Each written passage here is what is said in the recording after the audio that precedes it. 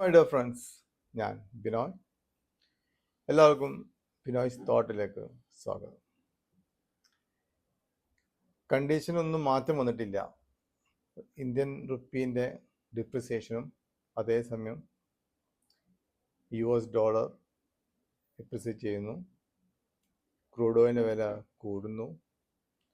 യുദ്ധം യാതൊരു വിധത്തിലും എൻഡ് ആവുന്ന കാണുന്നില്ല. സോ ഈ ഒരു സാഹചര്യത്തിൽ പുതിയ ഒരു എൻട്രി എടുക്കുമ്പോൾ വളരെ ശ്രദ്ധിച്ചിട്ട് എൻട്രി എടുക്കാം. വളരെ സേഫ് ആയിട്ടുള്ള സ്റ്റോക്കിൽ മാത്രം എൻട്രി എടുക്കാം. ബുൾമാർക്കറ്റ് എത്തിയാൽ മാത്രമേ ഉള്ളൂ സ്മോൾ ക്യാപ്പ് മിഡ് ക്യാപ്പിലേക്കൊക്കെ അഗ്രസീവായിട്ട് ബൈങ് ചെയ്യാൻ പാടുള്ളൂ.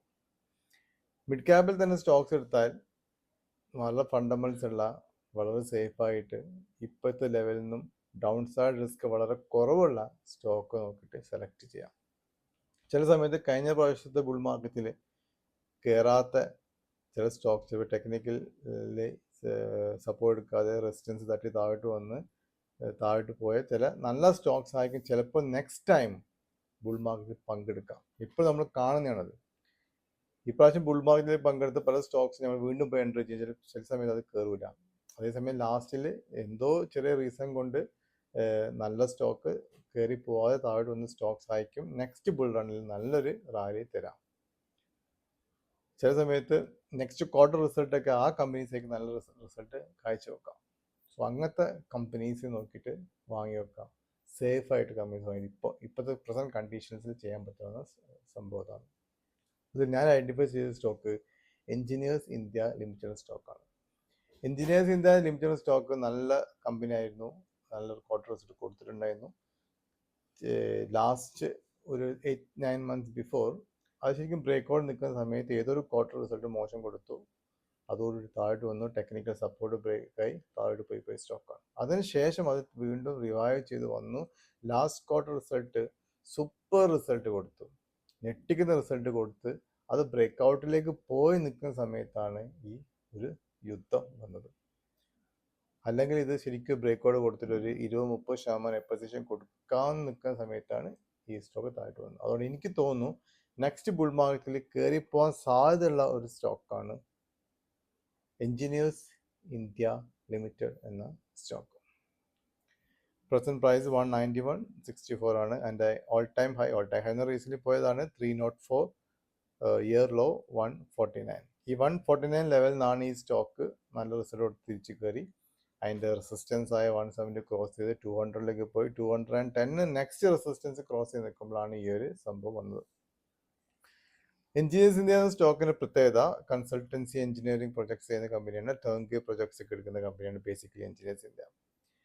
ഇതിന് പ്രത്യേകത എന്താണെന്ന് വെച്ചാൽ ഈ ഒരു കമ്പനി ഇന്ത്യയിലെ എല്ലാ ഭാവിയിലെ പ്രധാനപ്പെട്ട എല്ലാ സെക്ടേഴ്സിലും ഇൻവോൾവ് ആയിട്ടുള്ള കമ്പനിയാണ് എഞ്ചിനീയേഴ്സ് ഇന്ത്യ ലിമിറ്റഡ് എന്ന് പറയുന്നത്.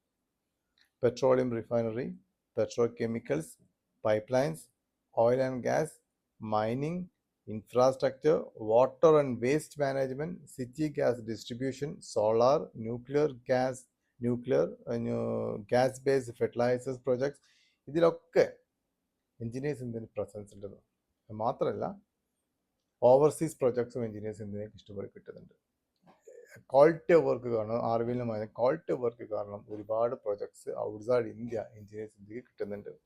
അവർ ക്ലയൻറ്റിൽ നോക്കുകയാണെങ്കിൽ ONGC, HPCL, IOCL, GAIL, Qatar petroleum, Kenya petroleum refineries, NMDC, ഇങ്ങനെ വളരെ പ്രധാനപ്പെട്ട ക്ലയൻസ് ഇന്ത്യയിലും പുറത്തുമുള്ള ഏറ്റവും വലിയ വലിയ ജയൻസ് ആയിട്ടുള്ള ക്ലയൻസ് ആണ് എഞ്ചിനീയേഴ്സ് ഇന്ത്യക്കുള്ളത്. ഈ ക്വാർട്ടർ റിസൾട്ടാണ് ശരിക്കും കമ്പനി ഞെട്ടിച്ചളഞ്ഞത്. ഡിസംബറിൽ 347 കോടി ലാഭം, 2025 ഡിസംബറിൽ 347 കോടി ലാഭമാണ് കാണിച്ചത്. ലാസ്റ്റ് ഡിസംബറിൽ വെറും 109 കോടിയുടെ സ്ഥാനത്താണ് ഈ കൊല്ലം 347 കോടി കാണിച്ചത്. ലാസ്റ്റ് സെപ്റ്റംബർ 2020 ലാസ്റ്റ് ക്വാർട്ടർ 83 കോടി ലാഭം ഉണ്ടായിട്ടുള്ളൂ.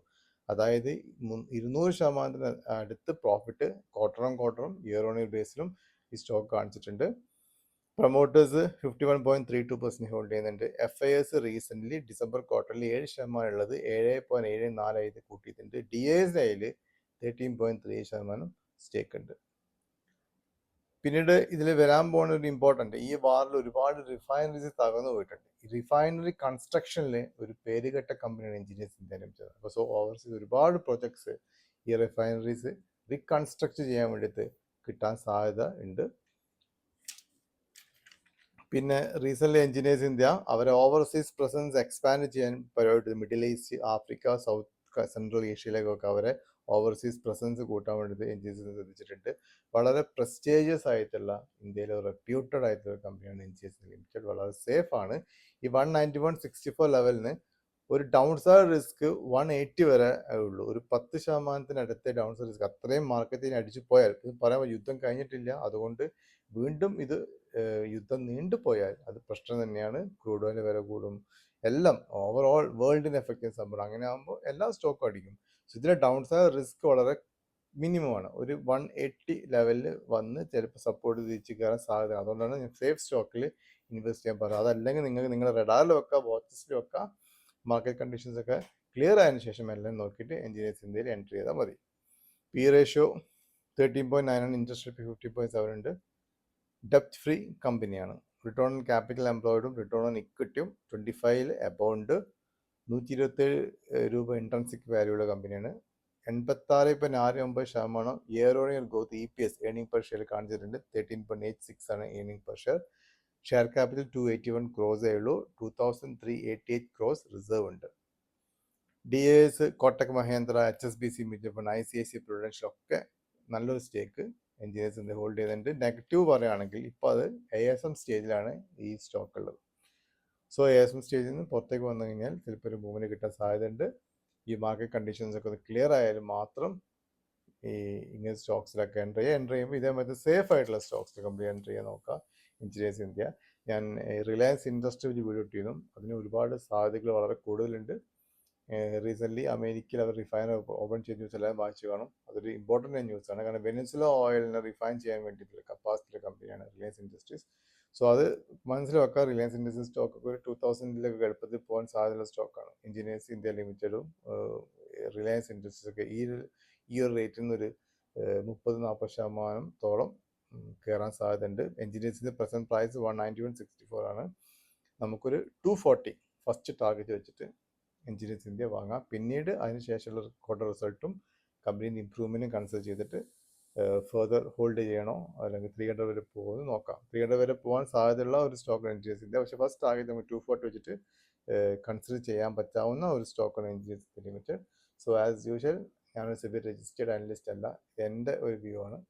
സോ ലോസ് ഉണ്ടാവാൻ സാധ്യത ഇല്ലാത്ത സ്റ്റോക്കാണ് എഞ്ചിനീയേഴ്സ് ഇന്ത്യ, അതാണ് ഞാൻ പറയാൻ കാരണം. സോ എൻ്റെ ഒരു വ്യൂ മാത്രമാണിത്. സോ നിങ്ങൾ സ്വന്തം പഠിച്ചും മാത്രം ഇൻവെസ്റ്റ് ചെയ്യുക. അഡ്വൈസേഴ്സ് അവരോട് ചോദിച്ച് മനസ്സിലാക്കിയിട്ട് മാത്രം ഇൻവെസ്റ്റ് ചെയ്യുക. പുതിയതായിട്ട് അതിന് ചാനൽ കാണുന്നുണ്ടെങ്കിൽ മാക്സിമം എൻ്റെ വീഡിയോസ് ഫ്രണ്ട്സിന് അയച്ചു കൊടുക്കുക, കമൻറ്റ് ചെയ്യുക, ലൈക്ക് ചെയ്യുക. Thank you very much.